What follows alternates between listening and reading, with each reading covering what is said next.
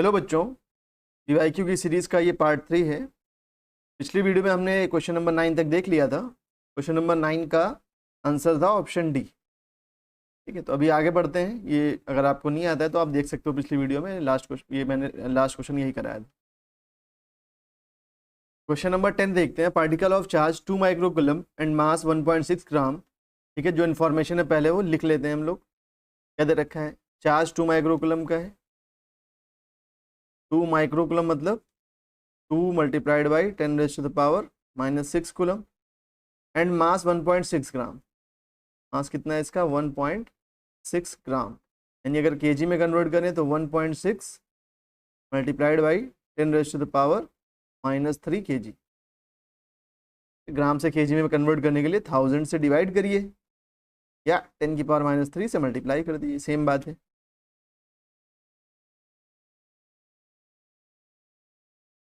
आगे क्या बोल रहा है? Is moving with velocity 4i metre per second. Velocity क्या है? 4i cap metre per second, यानी एक्स डायरेक्शन में मूव कर रहा है with velocity of 4 metre per second. At t equals to 0 the particle enters in a region having an electric field. t equals to 0 पर ये particle enter कर रहा है एक रीजन में जिसकी इलेक्ट्रिक फील्ड दे रखी है हमें 80i cap plus 60j cap. और ये इलेक्ट्रिक फील्ड किस में है? In newton per coulomb. Newton per coulomb, ऐसे लिखें चाहे ऐसे लिखें, सेम बात है। Find the velocity of the particle at t equals to 5 second. t equals to 5 second पर हमें पार्टिकल की वेलोसिटी फाइंड करनी है। पार्टिकल की वेलोसिटी क्या होगी? तो हमने ये पढ़ा है equation of motion v is equals to u plus at। इसकी हेल्प से हम यहाँ पर वेलोसिटी फाइंड करेंगे। ठीक है, कॉन्सेप्ट तो ये हो गया। क्लास 11th में हमने ये पढ़ रखा है कि इक्वेशन ऑफ मोशन होती है first v is equals to u plus at। हमें यहाँ पर v फाइंड करना है। इनिशियली बोल रहा है कि पार्टिकल किस वेलोसिटी से एंटर कर रहा है? 4i cap metre per second से। तो इसको मैं जो है v ना बोल के इसको u लिख देता हूँ। इनिशियल वेलोसिटी, ठीक है। तो u हमें पता है 4i कैप। एक्सेलरेशन हमें कहीं नहीं पता है इसमें, तो पहले हमारा काम क्या होगा? एक्सेलरेशन फाइंड करना। टाइम हमें पता है, टाइम की वैल्यू कितनी है? 5 सेकेंड। मेन काम है एक्सेलरेशन फाइंड करना। क्वेश्चन ये हो गया, क्वेश्चन खत्म है अगर एक्सेलरेशन फाइंड कर लिया तो। ठीक है, तो एक्सेलरेशन फाइंड करते हैं हम लोग। कैसे एक्सेलरेशन फाइंड करेंगे? देखिए, इलेक्ट्रिक फील्ड के अंदर कोई भी चार्ज आता है तो उसके ऊपर फोर्स क्या लगता है? QE। और एक और फॉर्मूला होता है फोर्स का, MA, mass into acceleration is equals to QE कर देंगे। तो यहाँ से एक्सेलरेशन क्या हो जाएगा? QE upon M। चार्ज हमें मालूम है कितना है? 2 × 10⁻⁻6। 2 × 10⁻⁻6। इलेक्ट्रिक फील्ड हमें मालूम है कितनी है? 80i cap plus 60j cap. 80i cap plus 60j cap upon mass. Mass कितना है? 1.6 ग्राम, मतलब 1.6 मल्टीप्लाइड बाई 10⁻⁻3। यहाँ से डेसिमल हटाएं अगर तो ऊपर इंटू 10 हो जाएगा। ठीक है, यहाँ 10⁻³ है। ये 2 से 16 को कैंसिल कर सकते हैं तो यहाँ पर 8 बचेगा। ठीक है, 10⁻³ ऊपर ले जाएंगे तो 10⁻⁴ हो जाएगा। तो ये हो गया आपका, ये 2 से 2 तो कैंसिल हो चुका है, तो यहाँ बचा, पहले इसको लिख लेते हैं 80i cap plus 60j cap. 80i cap plus 60j cap. ठीक है, और 10⁻⁻6 और ये 10⁻1 है। ठीक है, और ये 10⁻³ और ऊपर जाएगा तो क्या हो जाएगा? ये 10⁻+3। ये हो गया 10⁻6 इंटू 10⁻, ये 1 है, और ये 10⁻³ ऊपर जाकर 10⁻+3 हो जाएगा। और अपॉन में क्या है? ये 8 है। ये पावर सब ऐड हो जाएंगी तो 3 1 4, 4 - 6 क्या बचेगा? -2। जब बेस सेम होगी तो पावर्स ऐड हो जाती हैं, तो 3 और 1 4, 4 - 6 -2। तो ये हो गया 80i कैप। इसे अगर हम सेपरेट कर लें upon 8 plus 60j cap upon 8 into 10⁻⁻2। 3 1 4 और -6 क्या हो जाएगा? -2। तो इधर आ जाते हैं अभी फिलहाल, देखते हैं क्या बनेगा। ये 8 से डिवाइड करेंगे इसे 80 को तो 10 बचेगा यहाँ पर, तो हो जाएगा 10i कैप प्लस, यहाँ पर ये कैंसिल हो सकता है। ठीक है, 4 से तो 4 2 ज़ा 8 और 4 1 ज़ा 4, 4 5 ज़ा 20, तो 15/20 7.5 जे cap multiplied by 10⁻⁻² metre per second square. ये आ गया अपना एक्सेलरेशन, ठीक है। और जब एक्सेलरेशन आ गया तो इस इक्वेशन में सारी वैल्यूज पुट करके हम फाइनल वेलोसिटी फाइंड कर सकते हैं, ठीक है। हमने एक्सेलरेशन फाइंड कर लिया, ये आया एक्सेलरेशन, ठीक है। अब इस इक्वेशन में वैल्यूज पुट करते हैं तो क्या हो जाएगा, v is equals to u क्या है 4i कैप प्लस एक्सेलरेशन क्या आया है 10i कैप। इसको सेपरेट कर लेंगे तो 10i cap multiplied by 10⁻² plus यहाँ पर i कैप, अच्छा i कैप तो लिख रखा है पहले ही, और 7.5 j cap multiplied by 10⁻² and whole multiplied by time. Acceleration मैंने क्या किया, ये मल्टीप्लाई कर दिया वजह से, ठीक है। 10⁻² से इसको और 10⁻² को इसको, तो ऐसा सेपरेट होकर के ऐसा आ गया। मल्टीप्लाइड बाई टाइम, टाइम कितना है 5 सेकेंड, यहाँ पर क्या कर देंगे इंटू 5। ये क्या हो गया 4i कैप प्लस 10 इंटू 5 करेंगे तो कितना हो जाएगा 50i कैप इंटू 10⁻²। 10⁻² का मतलब क्या हुआ 100 से डिवाइड करना, प्लस 7.5 इंटू 5 जे कैप अपॉन 10⁻² मतलब 100 से डिवाइड करना। ये डेसिमल और हटा देंगे तो यहाँ पर 1000 हो जाएगा। ये हो गया 4i कैप प्लस, इसको क्या लिख सकते हैं 0.5i कैप, यहाँ 2 0 है तो 2 डिजिट पर डेसिमल लगा दिया, प्लस तो मल्टीप्लाई करेंगे तो 5 5 जा 25, 2 कैरी, 5 7 जा 35 और 2 37, 375। अब यहाँ 3 0 हैं तो 3 डिजिट पर हमें डेसिमल भी लगाना है तो यहाँ पर डेसिमल लगा देंगे ये कैप। अब ये आई कैप वाला ऐड हो जाएगा तो क्या हो जाएगा 4.5 i cap plus 0.375 j cap. ये आ गई अपनी final velocity at time t equals to 5 second. ठीक है, अगले क्वेश्चन पे बढ़ते हैं। क्वेश्चन नंबर 11 है 2 point charges of 1 microcoulomb and 4 microcoulomb are kept 30 centimetre apart. एक चार्ज है 1 माइक्रोकूलम का और एक चार्ज है 4 माइक्रोकूलम का, दोनों 30 सेंटीमीटर की दूरी पर रखे हुए हैं। कितने डिस्टेंस पर रखे हुए हैं 30 सेंटीमीटर। ये चार्ज है 1 माइक्रोकूलम और ये चार्ज है 4 माइक्रोकूलम। मैं इसे बोल देता हूँ Q1, इसे बोल देता हूँ Q2। ठीक है, बोल रहे हैं how far from the 1 microcoulomb charge on the line joining the two charges will the net electric field be zero. जैसे ये दोनों चार्जेस जो यहाँ पर पॉजिटिव है, ये भी पॉजिटिव चार्ज है और ये भी पॉजिटिव चार्ज है। बोल रहा है इन दोनों को, इन चार्जेस को ज्वाइन करने वाली लाइन पर किस पॉइंट पर 1 माइक्रोकूलम से कितनी दूरी पर इलेक्ट्रिक फील्ड जीरो होगी। देखिए जो 1 माइक्रोकूलम वाला चार्ज है ये 1 है, ये 4 है, तो इससे इस लाइन जो ज्वाइन हो रही है, इन दोनों चार्जेस को ज्वाइन करी जो लाइन, उसे हम एक्सटेंड भी कर सकते हैं दोनों तरफ। अब यहाँ देखिए 3 पॉइंट मिल सकते हैं हमको इस लाइन के ऊपर, एक यहाँ पर, एक इन दोनों के बीच में कहीं पर, और एक इस चार्ज के इस साइड। तो इन 3 पॉइंट्स पर हम चेक करते हैं कहाँ इलेक्ट्रिक फील्ड जीरो हो सकती है। तो अगर इस पॉइंट पर हम देखें पॉजिटिव चार्ज से हमेशा अवे जाती है फील्ड, तो इससे अवे होगी फील्ड, मतलब इस पॉइंट पर इधर होगी, इसकी वजह से, पहले वाले चार्ज की वजह से जो फील्ड होगी।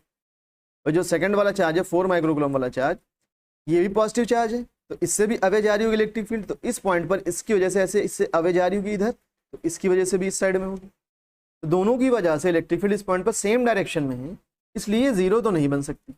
और यहाँ का पॉइंट तो हम नहीं ले सकते। इधर भी देखेंगे तो दोनों की वजह से सेम आ जाएगा, सिमिलरली इसकी तरह। यहाँ भी हम पॉइंट नहीं ले सकते, मतलब पॉइंट हमें बीच में कहीं लेना पड़ेगा। बीच में पॉइंट अगर हम लें तो देखिए +1 माइक्रोकूलम चार्ज की वजह से अवे इलेक्ट्रिक फील्ड, मतलब इधर, 4 से अवे मतलब इधर, तो देखिए अपोजिट हो गया, तो डायरेक्शन अपोजिट हो गई। अब इनका मैग्नीट्यूड अगर इक्वल हो जाए तो इलेक्ट्रिक फील्ड जीरो हो जाएगी। ठीक है, यहाँ पर पहले हमने क्या डिसाइड किया कि किस पॉइंट पर इलेक्ट्रिक फील्ड जीरो हो सकती है। तो 3 पॉइंट थे, ठीक है, line joining the two charges पर, लाइन जो ज्वाइन हो रही है इसको हम एक्सटेंड कर सकते हैं। ठीक है, ये भी आगे तक पूरा लाइन ही तो है, इसको एक्सटेंड कर सकते हैं। तो एक पॉइंट ये हुआ, एक पॉइंट ये हुआ और एक पॉइंट इधर हुआ। एक पॉइंट दोनों के बीच में, एक 1 के लेफ्ट में और एक 4 के राइट में। तो पॉइंट हमें कौन सा मिला, बीच वाला। ठीक है, अभी यहाँ पर एक पॉजिटिव एक नेगेटिव होता तो बदल जाती कहानी। यहाँ पर पॉजिटिव चार्ज है, मान लिया यहाँ पर नेगेटिव चार्ज है, तो अब बीच का पॉइंट लिया अगर हमने, तो इस पॉजिटिव चार्ज की वजह से away electric field, negative charge की तरफ electric field towards negative charge. तो अब यहाँ बीच में जीरो नहीं मिलेगी, या तो इस साइड मिलेगी या फिर इस साइड मिलेगी। ठीक है। तो बाहर जो मान लीजिए यही होता है 1 और 4, तो हमेशा छोटे चार्ज के पास में 0 बनेगी इलेक्ट्रिक फील्ड। यहाँ पर 0 हो सकती है, यहाँ 0 नहीं होगी। 2 पॉइंट मिले, बीच वाला तो पॉसिबल ही नहीं था। एक बोला मैंने जो 2 पॉइंट चार्जेस हैं, तो इसके लेफ्ट में और इस वाले के राइट में, तो ये वाला हट जाएगा। जो बड़ा चार्ज होगा उसके पास कभी भी इलेक्ट्रिक फील्ड 0 नहीं होगी, छोटे वाले चार्ज के पास में इलेक्ट्रिक फील्ड 0 होगी। क्यों होगी चलिए देख लीजिए। इलेक्ट्रिक फील्ड का फॉर्मूला आता है KQ/R²। ये पहले से बड़ा है, इसके करीब अगर हमने पॉइंट ले लिया तो इसके लिए R की वैल्यू भी कम हो गई। R की वैल्यू कम हो गई अगर, तो इलेक्ट्रिक फील्ड जो होगा वो यहाँ पर R के इनवर्सली प्रोपोर्शनल है, तो ये बढ़ जाएगी इलेक्ट्रिक फील्ड। तो इस पॉइंट पर इलेक्ट्रिक फील्ड, वैसे ही इसका मैग्नीट्यूड ज़्यादा है, फिर R भी कम कर दिया तो इलेक्ट्रिक फील्ड इसकी बहुत बढ़ जाएगी। और इसकी वजह से यहाँ इलेक्ट्रिक फील्ड देखेंगे अगर, तो पहले से इसका मैग्नीट्यूड कम है और इससे इसकी डिस्टेंस भी काफ़ी हो गई, तो इसकी वजह से इलेक्ट्रिक फील्ड और कम हो जाएगी, क्योंकि डिस्टेंस बढ़ गई, चार्ज पहले से ही कम था। तो इसलिए हमें छोटे वाले चार्ज के करीब में पॉइंट लेना पड़ेगा, ताकि इसका अगर मैग्नीट्यूड कम है तो ये जो डिस्टेंस कम करके इसका इलेक्ट्रिक फील्ड बढ़ा सकें, और इसकी वजह से डिस्टेंस बढ़ाकर इसका इलेक्ट्रिक फील्ड कम कर सकें, ताकि दोनों की वजह से इलेक्ट्रिक फील्ड सेम हो जाए। तो आपको याद क्या रखना है कि अगर सेम चार्जेस हैं, यहाँ नेगेटिव नेगेटिव होता तो भी बीच में ही मिलता। सेम चार्जेस हैं तो बीच में मिलेगा आपको इलेक्ट्रिक फील्ड 0, और अगर अपोजिट चार्जेस हैं तो छोटे वाले चार्ज के पास में, ठीक है, बीच में नहीं, बाहर। मान लीजिए ये स्मॉल है और ये बड़ा चार्ज है, छोटा है और ये बड़ा है, ठीक है, ये नेगेटिव है मान लीजिए, तो छोटे वाले चार्ज के पड़ोस में बाहर की तरफ, यहाँ कहीं x डिस्टेंस पर हमें इलेक्ट्रिक फील्ड 0 मिलेगी। ठीक है, तो अभी खैर क्वेश्चन पे वापस आते हैं। तो हमने क्या डिसाइड कर लिया कि इलेक्ट्रिक फील्ड 0 कहाँ होगी, बीच में होगी इलेक्ट्रिक फील्ड 0। तो बीच में हमने यहाँ कहीं एक पॉइंट P ले लिया, ठीक है, हमने बोला इस पॉइंट पर लेट कर लिया हमने कि इलेक्ट्रिक फील्ड इस पॉइंट पर क्या होगी, 0 होगी। ठीक है, तो ये कितनी डिस्टेंस पर है पॉइंट, ये बताना है। तो पूछा है 1 माइक्रोकूलम से कितनी डिस्टेंस पर है, तो 1 माइक्रोकूलम से हमने मान लिया कि ये x डिस्टेंस पर है। तो अगर 1 माइक्रोकूलम से x डिस्टेंस पर है और ये पूरी डिस्टेंस 30 है, तो P पॉइंट ये 4 माइक्रोकूलम वाले चार्ज से, Q2 चार्ज से कितना डिस्टेंस पर हो जाएगा, 30 माइनस x। किसमें है, सेंटीमीटर में है सब, ये भी सेंटीमीटर में, ये भी सेंटीमीटर में, ये भी मीटर में कन्वर्ट करने की इस क्वेश्चन में जरूरत नहीं है। आप सेंटीमीटर में रखो, आंसर आपका सेंटीमीटर में ही फाइनली आ जाएगा, कोई दिक्कत नहीं है। तो अब इलेक्ट्रिक फील्ड 0 कैसे बनेगी, देखिए ये जो प्लस ये 1 माइक्रोकूलम वाला चार्ज है, इसकी वजह से इलेक्ट्रिक फील्ड अवे होगी। ठीक है, इसकी वजह से इलेक्ट्रिक फील्ड अवे होगी इस डायरेक्शन में। ठीक है, E1 बोल देते हैं इसको। और ये वाला चार्ज है Q2, इसकी वजह से इलेक्ट्रिक फील्ड भी अवे होगी, क्योंकि पॉजिटिव चार्ज है वो, तो उससे इधर अवे होगी। ठीक है, ये हो गई E2। अब इन दोनों का मैग्नीट्यूड सेम हो जाएगा तो इलेक्ट्रिक फील्ड नेट क्या हो जाएगी, 0। तो यानी EP 0 होने के लिए E1 इक्वल्स टू E2 होना चाहिए।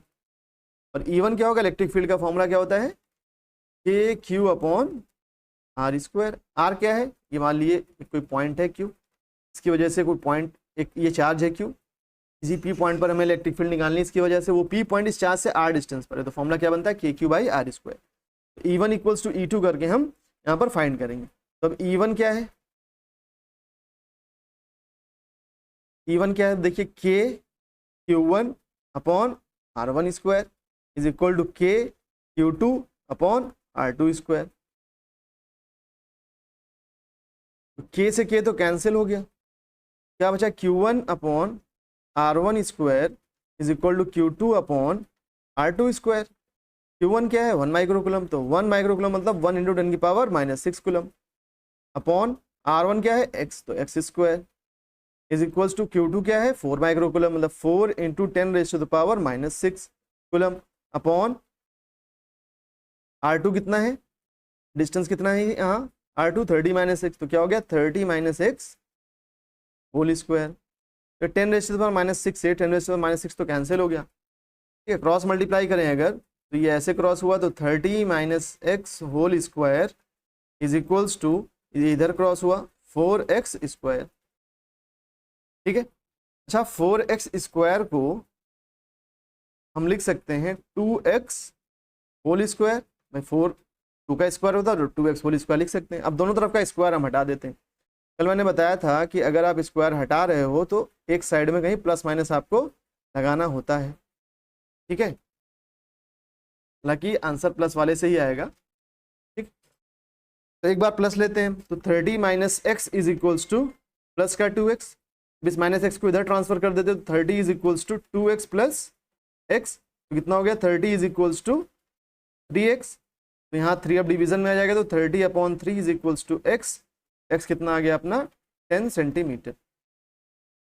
नेगेटिव वाला लेकर के सॉल्व करेंगे तो 30 minus x is equals to minus of 2x, इस x को उधर भेजते हैं, तो 30 is equals to minus 2x plus x, तो ये क्या आ गया 30 is equals to minus 2x plus x, क्या हो जाएगा माइनस का x, तो माइनस का x आ गया 30, तो x क्या हो जाएगा -30। अब डिस्टेंस निगेटिव हो नहीं सकती, ठीक है, तो ये गलत है। कौन सा ऑप्शन सही होगा, कौन सा सही होगा, x is equals to 10 centimetre, मतलब 1 माइक्रोकूलम चार्ज से 10 सेंटीमीटर के डिस्टेंस पर जो पॉइंट होगा उस पर इलेक्ट्रिक फील्ड क्या होगी 0, और वो पॉइंट इन दोनों चार्जेस को ज्वाइन करने वाली लाइन के ऊपर होगा, ठीक है। तो आंसर क्या हो गया, x is equals to 10 centimetre. अब आते हैं हम लोग अगले क्वेश्चन पर। क्वेश्चन नंबर 12 है, thin circular ring of radius r is charge uniformly so that its linear charge density becomes lambda. Derive an expression for the electric field at a point P at a distance x from it along the x-axis of the ring. Since prove that at large distances x much greater than r, ring behaves as a point charge. तो ये derivation है, ठीक है, कोई ring है जिसके ऊपर charge है और चार्ज डेंसिटी क्या दे रखी है हमको, लैम्डा, लीनियर चार्ज डेंसिटी। मैंने ये पहले बताया आपको कि लीनियर चार्ज डेंसिटी क्या होती है, क्या होती है linear charge density, charge per unit length, है ना। लीनियर चार्ज डेंसिटी क्या होती है, charge per unit length. Total charge मान लीजिए इसके ऊपर Q है, ठीक है, और इस पूरी रिंग का जो लेंथ है, लेंथ कैसे निकलेगा, सर्कमफ्रेंस मतलब 2πr, इस पूरी रिंग का जो लेंथ है वो L है मान लीजिए, तो जो इसके ऊपर चार्ज डेंसिटी आ जाएगी, लीनियर चार्ज डेंसिटी लैम्डा, वो क्या हो जाएगा Q डिवाइडेड बाई L। इसका charge density, linear charge density हमको लैम्डा दे रखा है, और इसका रेडियस क्या दे रखा है हमको, r दे रखा है रेडियस इसका, small r। Derive an expression for the electric field at point P at a distance x from it along the axis of the ring. इस रिंग की एक्सिस के अलोंग किसी पॉइंट P पर हमें electric field बतानी है कि क्या इलेक्ट्रिक फील्ड होगी इस P पॉइंट पर एट अ डिस्टेंस x, मतलब इसकी जो डिस्टेंस है सेंटर से वो क्या है, P पॉइंट की डिस्टेंस x है। Hence prove that at large distance, ठीक है, इस पे बाद में आते हैं, पहले डिराइव कर लेते हैं फॉर्म। तो फॉर्मूला क्या होता है इलेक्ट्रिक फील्ड का, सबसे पहले तो इलेक्ट्रिक फील्ड का फॉर्मूला क्या होता है फॉर्मूला, KQ/r²। तो ये किसके लिए होता है, ये होता है पॉइंट चार्ज के लिए। यहाँ पॉइंट चार्ज नहीं है, ऐसा पूरी रिंग है और इस पूरे पर ऐसा चार्ज डिस्ट्रीब्यूटेड है, ठीक है, तो यहाँ पर ये नॉर्मल फॉर्मूला पॉइंट चार्ज वाला हम नहीं लगा सकते, ठीक है। ठीक है सर, तो क्या करेंगे, नहीं लगा सकते नॉर्मल फॉर्मूला, तो हम क्या करेंगे, हम यहाँ पर यूज़ करेंगे इंटीग्रेशन का, ठीक है, जो न्यूटन बाबा ने दिया था हमें। तो इंटीग्रेशन कैसे करेंगे, हम क्या मानेंगे, यहाँ पर एक छोटा सा एलिमेंट लिया हमने, छोटा सा एलिमेंट लिया, इसका चार्ज है dq, ठीक है, तो इसकी वजह से इस पॉइंट P पर पहले इलेक्ट्रिक फील्ड निकालेंगे। तो हमें डिस्टेंस भी चाहिए, ये मैंने डिस्टेंस मान लिया कितनी है, ये r है, ये x है, तो डिस्टेंस क्या हो जाएगा पाइथागोरस थ्योरम से, r² प्लस x²। कल बताया पिछले वाले वीडियो में बताया मैंने पाइथागोरस थ्योरम, ठीक है। राइट एंगल ट्राइंगल बन रहा है तो हाइपोटेनस क्या हो जाता है, perpendicular square plus base square, तो square root r² plus x² आगे डिस्टेंस ही है, ठीक है सर। तो इस पॉइंट पर इलेक्ट्रिक फील्ड अगर हमें बतानी है तो इलेक्ट्रिक फील्ड ड्यू टू छोटा सा चार्ज dq, छोटू सा चार्ज dq, उसकी वजह से छोटू सी इलेक्ट्रिक फील्ड कितनी हो जाएगी, कि dq/r²। अच्छा r यहाँ पर नहीं है, ये डिस्टेंस कितना है, square root r² plus x², तो r² प्लस x² का स्क्वायर रूट का होल स्क्वायर है ना, इस डिस्टेंस का होल स्क्वायर। जो डिस्टेंस होती है पॉइंट और चार्ज के बीच में क्या है, square root r² plus x², उसका स्क्वायर करेंगे। स्क्वायर करेंगे तो स्क्वायर रूट स्क्वायर कैंसिल होकर के क्या बचेगा, k/r² प्लस x², ठीक है। अब ये dq क्या है, देखिए dq लिखते हैं यहाँ पर, क्योंकि हमें चार्ज नहीं दे रखा है, हमें चार्ज डेंसिटी के टर्म्स से पूछ रहा है, इसलिए हमें आंसर जो निकालना है वो लैम्डा के टर्म्स में निकालना है। तो लैम्डा हो जाएगा dq, देखिए q/l होता है, छोटा सा एलिमेंट लिया dq, इसका लेंथ छोटी सी लेंथ dl, तो dq/dl हो जाएगा, ठीक है। तो यहाँ से जो dq चार्ज आएगा, dq क्या हो जाएगा, लैम्डा dl, dq क्या हो जाएगा, लैम्डा इंटू dl। तो इस dq की जगह हम लिख देंगे लैम्डा dl। ठीक है, ठीक है सर। तो अब ये तो छोटी सी electric field I, total electric field कैसे निकालें? अच्छा देखते हैं, अभी इंटीग्रेट करना होगा, लेकिन अभी जरा संभल के ये, ठीक है, अभी बताता हूँ क्यों संभलना है। आप इसके जस्ट अपोजिट अगर मैं एलिमेंट लूँ एक, इसी को इंटीग्रेट नहीं करना है कि पता लगा इसी को इंटीग्रेट कर दिया, गलत हो जाएगा। क्यों गलत हो जाएगा देखते हैं। इसके जस्ट अपोजिट एक एलिमेंट लूँ मैं अगर, same D Q charge D L length, तो इसकी वजह से इलेक्ट्रिक फील्ड इस पॉइंट पर निकालूं अगर मैं, चलो इसको मैं थोड़ा इसका कलर बदलता हूँ। ठीक है, तो इसके जस्ट अपोजिट एक डी क्यू चार्ज लिया डी एल लेंथ के ऊपर। ठीक है, इसका डिस्टेंस तो सेम ही आएगा। देखिए ये आर है, इधर भी रेडियस आर होगी, और ये एक्स है तो ये root are square plus x square आएगा, ये भी root are square plus x square ही आएगा। इसकी वजह से जो इलेक्ट्रिक फील्ड होगी, पॉजिटिव चार्ज मान रहे हैं, तो इसकी वजह से इलेक्ट्रिक फील्ड ऐसे अवे होगी, और ये भी पॉजिटिव चार्ज है छोटा सा डी क्यू, इसकी वजह से भी इलेक्ट्रिक फील्ड ऐसे अवे होगी। सेम है तो थोड़ा लेंथ हम लोग कोशिश करते हैं कि सेम बने। ठीक है, ठीक है, ठीक है। तो हमने जो इलेक्ट्रिक फील्ड निकाली है अभी, ठीक है, वो ये निकली है, ये वाली इलेक्ट्रिक फील्ड, ये येलो कलर वाली। अब ये निकालेंगे अगर, इसकी वजह से तो सेम ही आएगा। देखिए k d q upon are square, r क्या है, root are square plus x square, same बनेगा, लेकिन डायरेक्शन अलग अलग है दोनों का। तो वेक्टर में ऐसा नॉर्मली तो ऐड कर नहीं सकते, तो वेक्टर एडिशन करना होगा यहाँ पर सभी एलिमेंट्स का, सभी एलिमेंट्स की वजह से जो भी इलेक्ट्रिक फील्ड होगी उसका वेक्टर एडिशन करना है हमको, इसलिए नॉर्मली इंटीग्रेट नहीं कर सकते हम। अब यहाँ पर हम देखें, अगर ये जो येलो वाला है इसके कॉम्पोनेंट्स करें अगर, मान लीजिए ये एंगल थीटा है, ठीक है, ये एंगल थीटा है। अगर यहाँ पर मैं ऐसे एक स्ट्रेट लाइन बना रहा हूँ परपेंडिकुलर टू दिस एक्सिस, ये थीटा है अगर, इसको भी आगे एक्सटेंड कर देते हैं, ये थीटा है अगर, तो ये भी थीटा होगा, सिमिलरली ये भी थीटा होगा और ये भी थीटा होगा। क्यों? क्योंकि ये एकदम सिमेट्रिकल है ना। देखिए, तो अगर इधर से एंगल थीटा है तो इधर से भी एंगल थीटा होगा। इसके जस्ट अपोजिट मैंने एलिमेंट लिया है। तो अब ये वाली जो इलेक्ट्रिक फील्ड आ रही थी, ये डी ई, छोटी सी इलेक्ट्रिक फील्ड डी, इसके हम कंपोनेंट करते हैं, तो एक कंपोनेंट इस डी का इस डायरेक्शन में आ जाएगा। ठीक है, क्या होगा वो, डी ई कॉस थीटा। अगर आपको कंपोनेंट करना नहीं आता है ना, तो भाई वेक्टर पढ़ो जा करके, कंपोनेंट बहुत ज़रूरी है। ठीक है, वेक्टर ज़रूरी है फिजिक्स के अंदर बहुत ज़्यादा। अगर आपको दिक्कत है तो बताओ कमेंट में, मैं इस पर वीडियो बनाने की कोशिश करूँगा। ठीक है, तो जिसके साथ थीटा एंगल बन रहा होता है उधर कॉस आता है, जिधर नहीं बन रहा होता उधर साइन आता है। तो इधर क्या हो जाएगा, डी ई साइन थीटा। अब इसके कंपोनेंट करें अगर, तो इसका एक कंपोनेंट इधर आएगा, इसके साथ थीटा बन रहा है तो डी ई कॉस थीटा, और अपोजिट साइड इधर ऊपर की तरफ डी ई साइन थीटा। तो D sine theta, D sine theta तो कैंसिल कर लेगा आप एक दूसरे को। देखो इक्वल एंड अपोजिट है, इसका भी मैग्नीट्यूड डी साइन थीटा, इसका भी डी साइन थीटा, और अपोजिट डायरेक्शन में, तो ये कंपोनेंट तो कैंसिल हो गया। क्या बचा, सिर्फ कॉस वाला कंपोनेंट बचा, मतलब ये D cos theta plus D cos theta ये ऐड हो जाएगा। अब ऐसे ही ये D Q D Q D Q D Q पूरी रिंग पर एलिमेंट्स हैं, और यहाँ पर मान लो एक डी क्यू एलिमेंट लूँ, तो इसके जस्ट अपोजिट जो एलिमेंट होगा उसकी वजह से साइन वाला कंपोनेंट कैंसिल हो जाएगा, कॉस वाला बचेगा। मतलब हमें ऐड क्या करना है, कॉस वाला कंपोनेंट ऐड करना है सभी डी क्यू चार्जेस की वजह से।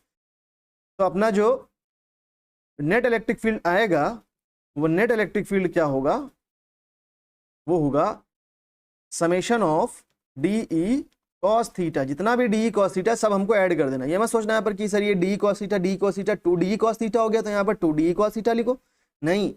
हमने ये देख लिया कि साइन वाला कंपोनेंट हो रहा है, कैंसिल हो रहा है, कॉस वाला बच रहा है, तो हमें सिर्फ इन दोनों को थोड़ी जोड़ना है कि इसकी वजह से जो है जितने भी हैं सबकी वजह से जोड़ना है। तो इंटीग्रेशन में वो सारे कंपोनेंट आ गए। ठीक है, डी कॉस थीटा मैं किया इंटीग्रेट, तो इसमें सारे कंपोनेंट्स आ गए। ठीक है, डी क्या आया था अपना, के lambda d l by are square plus x square. तो ये क्या हो जाएगा, integration of k lambda d l upon are square plus x square cos theta. अच्छा, कॉस थीटा की वैल्यू निकाले अगर हम यहाँ से, तो कॉस थीटा क्या होगा, देखिए इस ट्राइंगल में निकाल रहे हैं, ये वाला ट्राइंगल। कॉस थीटा क्या होगा, बेस अपॉन हाइपोटेनस होता है कॉस थीटा। तो बेस क्या है इसमें, एक्स, और हाइपोटेनस क्या है, root are square plus x square. ये वैल्यू हम पुट कर देंगे कॉस थीटा की जगह पर। ठीक है, तो नेक्स्ट पेज पर चल के इसे पुट करते हैं।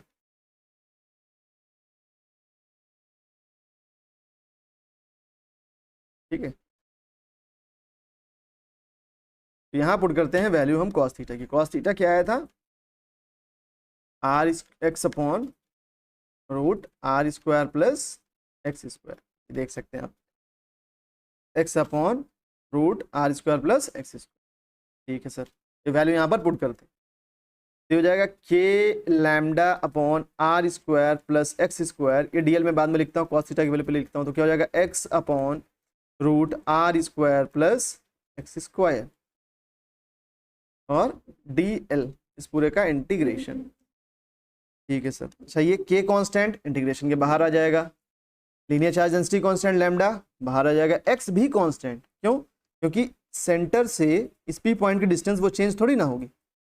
ठीक है, मतलब अलग अलग कंपोनेंट अगर हम लें, अलग अलग कंपोनेंट लेने में हमें हर ये डिस्टेंस थोड़ी ना चेंज हो रही है, एक्स चाहिए कंपोनेंट लो, चाहिए लो, चाहे यहाँ का लो, चाहे यहाँ का लो, चाहे यहाँ का लो, चाहे यहाँ का लो, सबके लिए डिस्टेंस तो एक्स ही रहेगी ना, ये सेंटर से इसकी डिस्टेंस तो नहीं बदलेगी। तो एक्स कांस्टेंट है तो एक्स आ जाएगा बाहर, upon root are square plus x square भी कांस्टेंट है। देखिए सिमेट्री से ये और ये सेम आया था, ऐसे ही जितने भी कंपोनेंट्स लेंगे हम सबकी वजह से ये सेम आएगा। तो are square plus x square सबके लिए सेम है, तो root are square plus x square भी कांस्टेंट हो गया, आर भी कांस्टेंट है, एक्स भी कांस्टेंट है, ऐसा समझ लो, ऐसा समझ लो।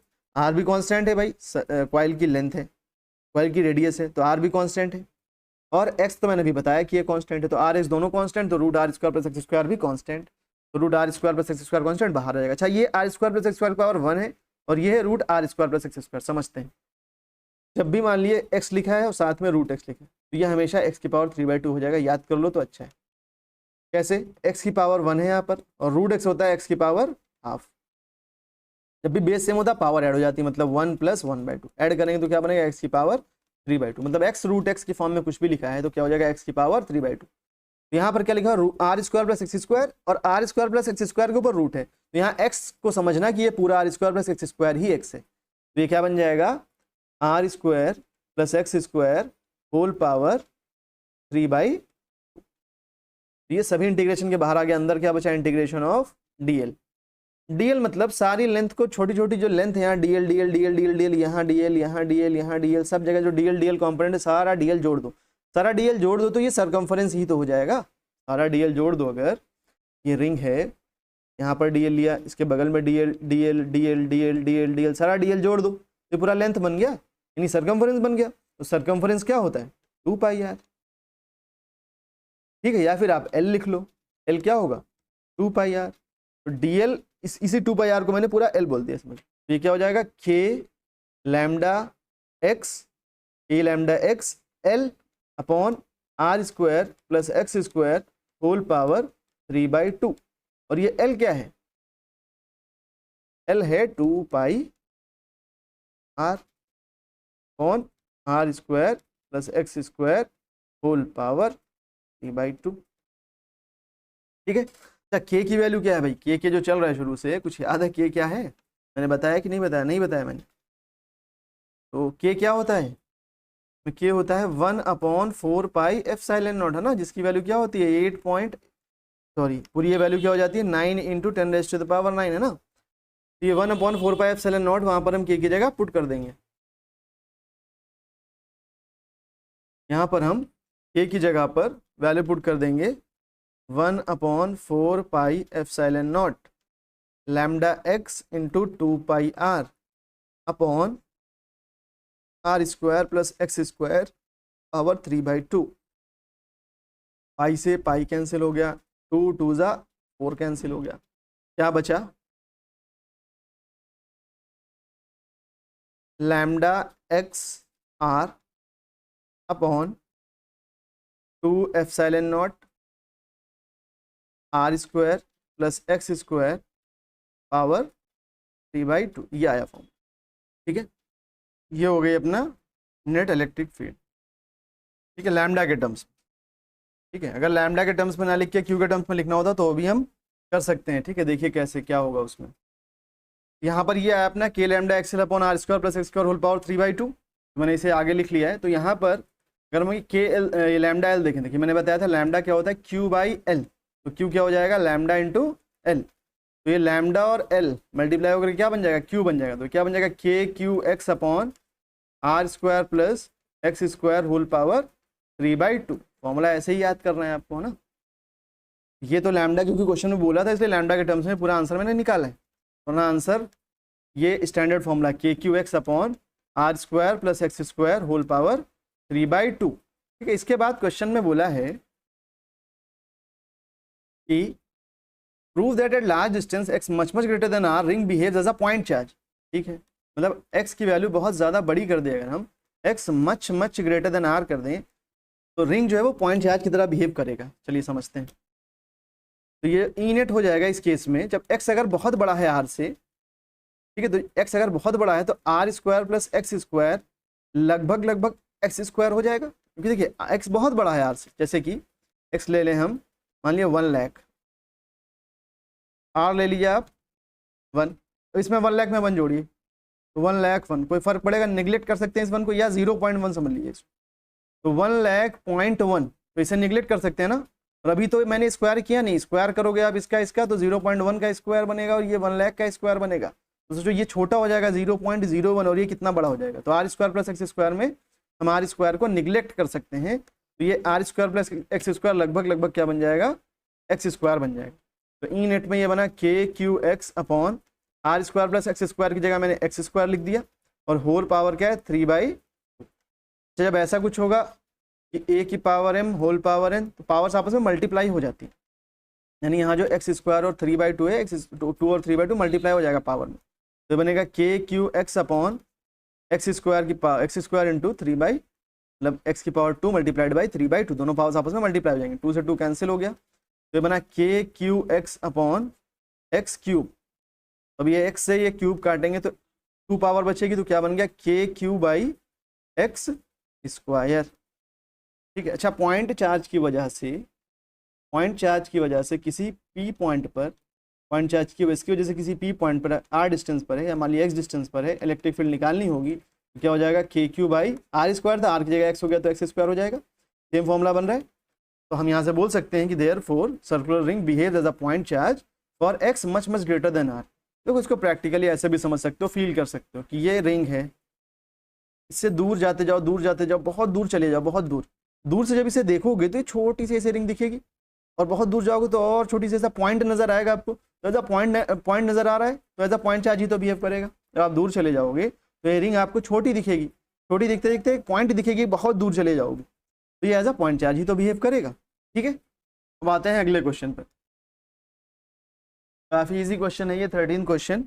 Consider system of n charges q1 q2 qn with positive vectors r1 r2 r3 and rn related to some origin o, reduce the expression for the net electric field E at a point P with position vector rp due to this system of charges। देखिए vector form में जो electric field का formula होता है वो होता है k होता है 1/4πε0 q अपॉन आर स्क्वायर, और यहाँ पर डायरेक्शन भी आएगी, उसको कैसे दिखाते हैं हम, आर कैप से। आर कैप मतलब ये यूनिट वेक्टर है जो डायरेक्शन बता रहा है इसकी। ठीक है, तो वैसे बहुत सारे चार्जेस है q1 q2 q3 so on qn। तो जो electric field due to first charge होगा वो क्या हो जाएगा K Q by r1 square, distance r1 बोला है उन्होंने क्वेश्चन में, तो यहाँ क्या आ जाएगा r1 कैप। E2 क्या हो जाएगा K Q upon r2 square into r2 cap. E3 क्या हो जाएगा K Q upon r3 square into r3 cap. इसी तरह से EN लिखना चाहें अगर हम तो क्या हो जाएगा के क्यू, अच्छा एक मिनट, ये Q1 Q2 सब चार्जेस अलग अलग है, तो यहाँ Q1 यहाँ Q2 यहाँ Q3 और यहाँ Qn हो जाएगा, और upon Rn square into Rn cap direction बताने के लिए। अब हमें अगर नेट इलेक्ट्रिक फील्ड बतानी है तो नेट इलेक्ट्रिक फील्ड के केस में हमें इन सबको ऐड कर देना, वेक्टर एडिशन होगा E1 plus E2 plus E3 and plus so on En। तो E1 क्या है K Q by are square r1 cap, Q1 है ये, प्लस के Q2 बाई r2 स्क्वायर, यहाँ पर मैंने नहीं लिखा r1 तो r1 square, r2 square r2 cap, plus के Q3 बाई r3 स्क्वायर और R3 cap plus so on के nth टर्म निकालें, अगर En निकालें तो Qn अपॉन Rn स्क्वायर और Rn कैप। तो यहाँ से इन सभी में K कॉमन हो जाएगा तो K कॉमन ले लिया, क्या बचा अंदर Q1 by R1 square R1 cap plus Q2 by R2 square R2 cap plus ऐसे Q3 by R3 square R3 cap and so on Qn by Rn square Rn cap. Simple. तो कुछ है इस क्वेश्चन में? कुछ नहीं है, बहुत ही इजी क्वेश्चन है ये। उम्मीद करता हूँ कि आपको समझ में आया होगा और कमेंट बॉक्स में बताएं कि आपको कैसा लगा वीडियो, और कोई फीडबैक हो वो भी बताएं आप कि मैं क्या चेंजेस कर सकता हूँ। मिलते हैं अगले वीडियो में। Thank you.